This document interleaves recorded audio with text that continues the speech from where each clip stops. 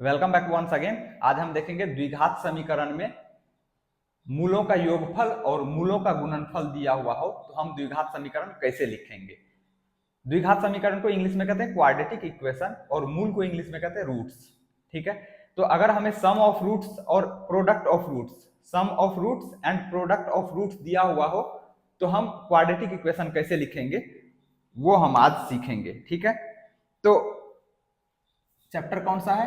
Q U A D R A T I C, quadratic, E Q U A T I O N, equation. ठीक है, तो हम इस चीज को क्वेश्चन के थ्रू सीखेंगे, लेकिन इसमें जो हम फॉर्मूला यूज करेंगे वो फॉर्मूला याद कर लेंगे। ऐसा नहीं है उसको याद करने के लिए हम अलग से टाइम निकालेंगे। अभी मैं लिख रहा हूं, अभी ही आपको याद कर लेना है। ठीक है, तो अगर हमें sum of root and product of root दिया हुआ हो तो हम क्वाड्रेटिक इक्वेशन कैसे लिखेंगे। एक बार हम जान लेते हैं कि क्वाड्रेटिक इक्वेशन का स्टैंडर्ड फॉर्म क्या होता है। Standard form of Q equation, short में हमने लिख दिया। इसका स्टैंडर्ड फॉर्म होता है a x square plus b x plus c is equal to 0। ये क्वाड्रेटिक इक्वेशन का स्टैंडर्ड फॉर्म होता है, जहां ए क्या होता है एक्स स्क्वायर का कोफिशिएंट, बी क्या होता है एक्स का कोफिशिएंट और सी क्या होता है कांस्टेंट टर्म होता है। अब अगर हमें किसी क्वाड्रेटिक इक्वेशन का sum of roots and products of root दिया हुआ हो तो क्वाड्रेटिक इक्वेशन क्या होता है। पहले तो हम ये समझेंगे रूट्स का मतलब क्या होता है। रूट्स जिसे हम शून्यक कहते हैं हिंदी में या मूल कहते हैं। अगर ये क्वाड्रेटिक इक्वेशन है तो इसका रूट्स, जैसे कि हम एग्जांपल से समझ रहे हैं, एक क्वाड्रेटिक इक्वेशन ले लेते हैं 4x square minus 3x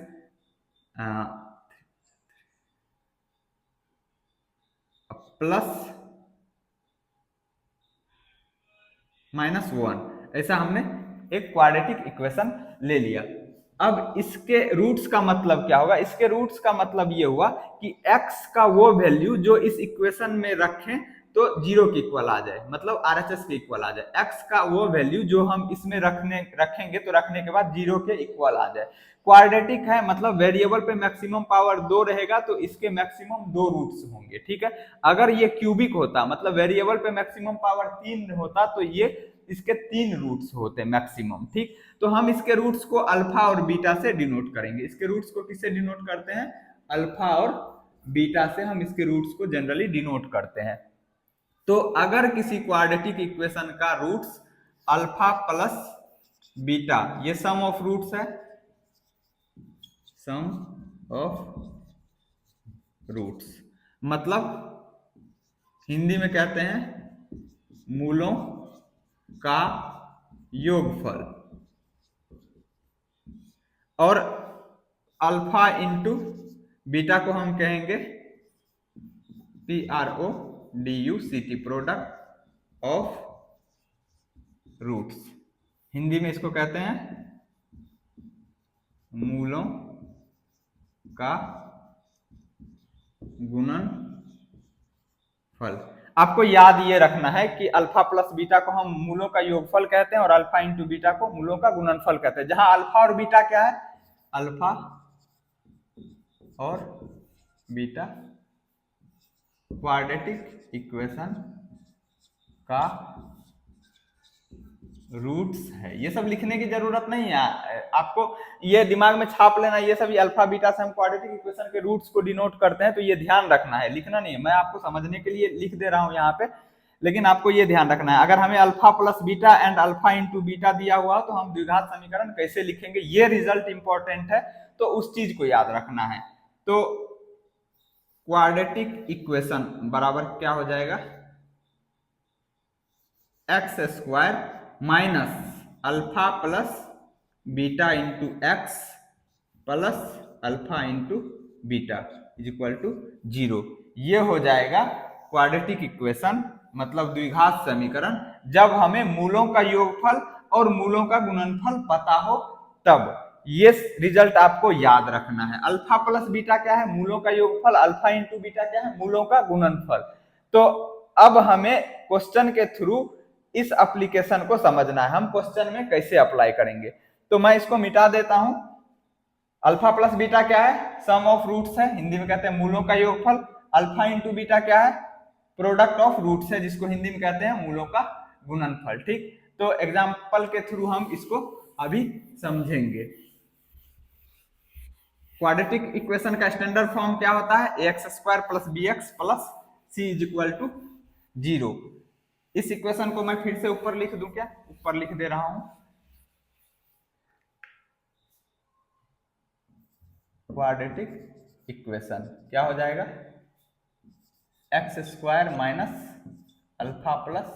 β × x + α × beta = 0। ये होता है जब हमें मूलों का योगफल और मूलों का गुणनफल दिया हुआ हो तब। अब हम एग्जाम्पल के थ्रू देखेंगे कि इस कॉन्सेप्ट को हम कैसे अप्लाई करते हैं।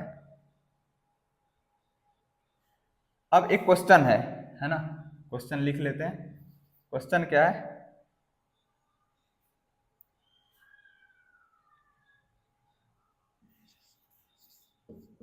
मूलों 1 - 1 और 4 वाला द्विघात समीकरण क्या होगा? ये क्वेश्चन जो है टीचिंग एग्जाम में 9th-10th स्टैंडर्ड के जो टीचिंग एग्जाम होते हैं उसमें पूछा गया है। हलवा टाइप है, जिसको कॉन्सेप्ट आता है उसके लिए हलवा है, जिसको नहीं आता। 4 ऑप्शन भी दिए हुए हैं, मैं ऑप्शन नहीं लिख रहा हूँ, डायरेक्ट आंसर हम देखेंगे इसका क्या आएगा।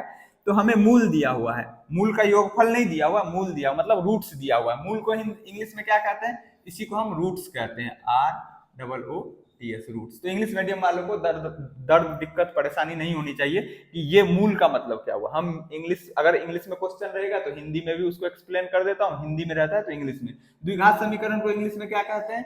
क्वाड्रेटिक इक्वेशन कहते हैं, क्वाड्रेटिक इक्वेशन कहते हैं द्विघात समीकरण को। ठीक है, तो यहाँ पे ये क्या मूलों -1 और 4 वाला द्विघात समीकरण क्या होगा? तो यहाँ मूल दिया हुआ मतलब अल्फा और बीटा अलग अलग दिया हुआ है। तो अगर हम कॉम्पिटिटिव एग्जाम में इसको सॉल्व कर रहे हैं और हम यहाँ पे लिखने लग जाएंगे कि अल्फा बराबर -1, बीटा बराबर 4, then equation of quadratic equation x² - α + β × x + α × beta बराबर 0, तब हम वैल्यू पुट करेंगे तो सिलेक्शन तो पक्का नहीं होना है। फिर ऐसे पढ़ने का क्या मतलब बनता है? तो ये सभी चीजें दिमाग में कैलकुलेट करनी है। हम अभी आपको समझा रहे हैं तो लिख करके बता रहे हैं। जब आप बार बार इस तरह क्वेश्चन का प्रैक्टिस करेंगे तो आपको कलम भी नहीं उठाना पड़ेगा आंसर निकालने के लिए। तो यहाँ पे हमें पता क्या है? अल्फा।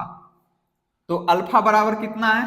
-1। अल्फा को -1 मान लेते हैं, बीटा को 4 मान लेते हैं। कोई कहेगा क्यों इसी को अल्फा क्यों माने, इसको मानेंगे हम अल्फा। कोई नहीं, कोई फर्क नहीं पड़ेगा, इसको अल्फा कह दीजिए, इसको बीटा कह दीजिए। अल्फा इतना है, बीटा इतना है, तो अल्फा प्लस बीटा बराबर कितना हो जाएगा? क्योंकि हमें तो मूलों का योगफल और मूलों का गुणनफल चाहिए, मतलब root product of roots and sum of roots. तो इन दोनों का जोड़ कितना होगा? -1 + 4, तो कितना हो जाएगा? -1 है ना, तो -1 + 4, इसका वैल्यू निकालना है। अब बच्चे यहां भी मिस्टेक करते हैं।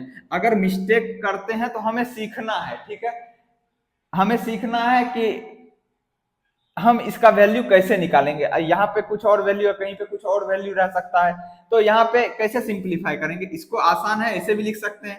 पहले 4 लिख दीजिए और फिर -1 है, तो 4 में से 1 घटाएंगे तो 3।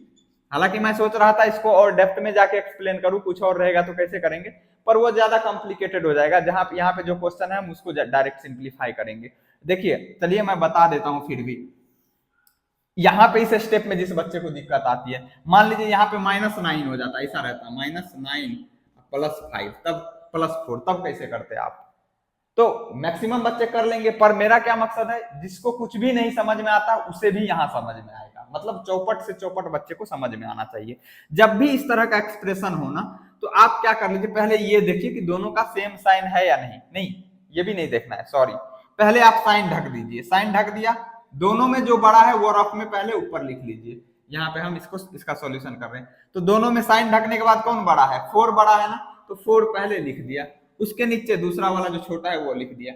अब इस दोनों को जोड़ना है या घटाना है, प्लस करना है या माइनस, वो डिसाइड करेगा कि इस दोनों का साइन क्या है। अगर सेम साइन रहता ना, मतलब प्लस प्लस का रहता या माइनस माइनस का रहता दोनों का, तो इस दोनों को जोड़ देते।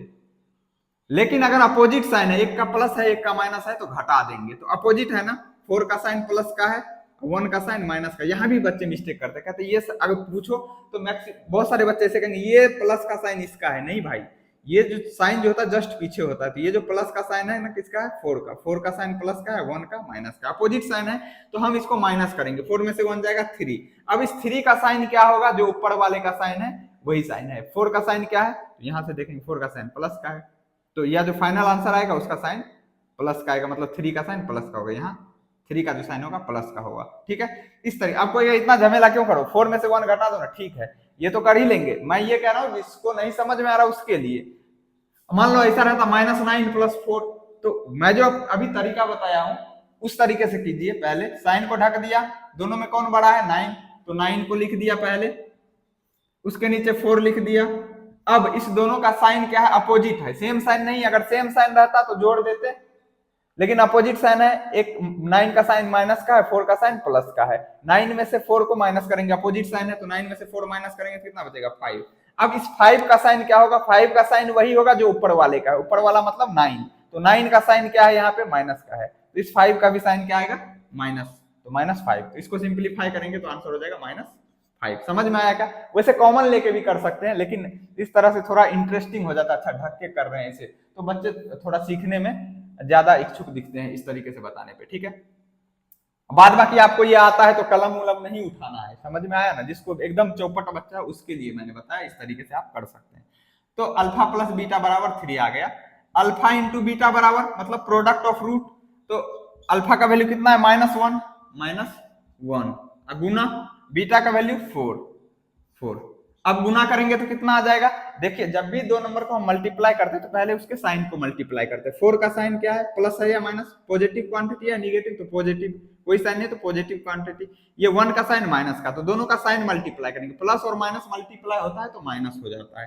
ठीक, अब कांस्टेंट टर्म को मल्टीप्लाई करेंगे, 4 को 1 से करेंगे तो 4 हो जाएगा। तो सम ऑफ रूट्स कितना आया? 3, और प्रोडक्ट ऑफ रूट -4। अब इक्वेशन लिख दीजिए, तो इक्वेशन बराबर क्या हो जाएगा? फॉर्मूला क्या होता है? x square minus alpha plus beta into x plus alpha into beta equal to sorry 0। तो यहाँ पे हो जाएगा x square minus alpha plus beta का वैल्यू कितना है? 3 इंटू एक्स है, x plus alpha into beta, तो अल्फा इंटू बीटा का वैल्यू -4 है।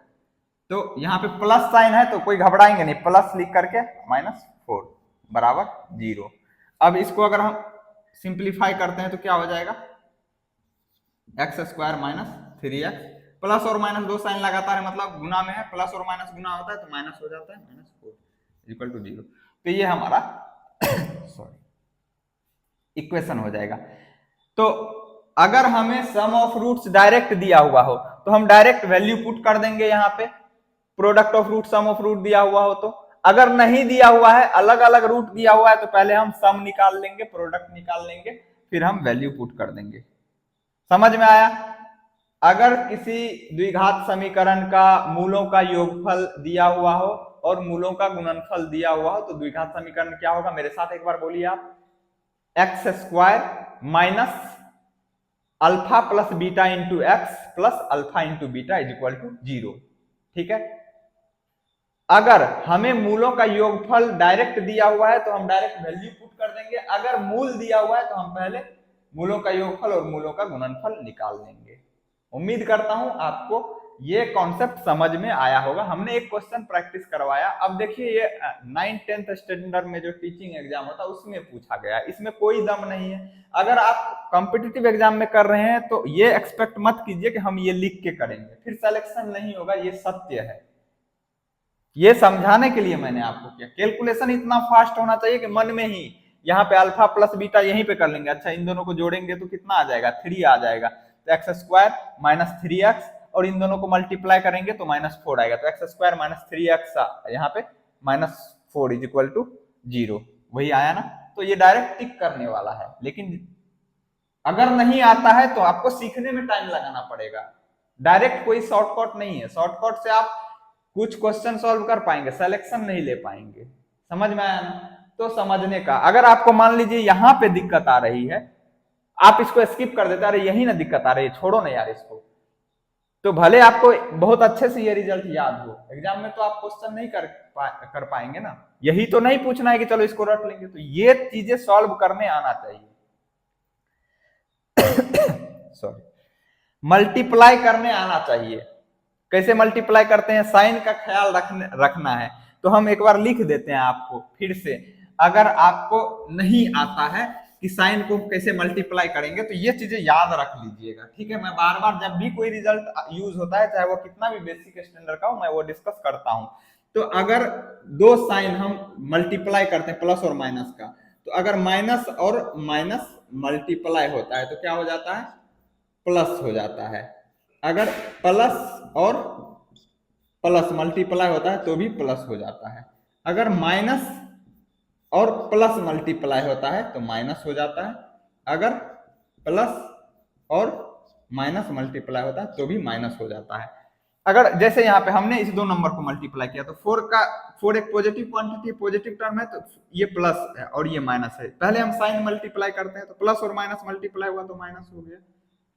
उसी तरह यहां पे देखिए, अब याद कैसे रखना है, याद रखने का सेम सिंपल तरीका, अगर सेम साइन मल्टीप्लाई हो रहा है तो प्लस हो जाएगा। मैं ये बिल्कुल भी नहीं कह रहा हूं कि केवल प्लस और प्लस मल्टीप्लाई होके प्लस होता, नहीं, वो तो होता ही है, लेकिन अगर दोनों साइन माइनस का हो तो वो भी मल्टीप्लाई होगा तो प्लस होगा। मैं ये कह रहा हूं कि सेम साइन मल्टीप्लाई होने के बाद प्लस होता है। अगर दोनों साइन माइनस का हो तो भी प्लस, दोनों साइन प्लस का हो तो भी प्लस, लेकिन अगर अपोजिट साइन मल्टीप्लाई होता है ना तो माइनस हो जाता है। देखिए, एक माइनस का एक प्लस का है, अपोजिट साइन है ना, माइनस। यहाँ पहला वाला प्लस है, दूसरा वाला माइनस, ये भी अपोजिट है ना, तो क्या हुआ, माइनस।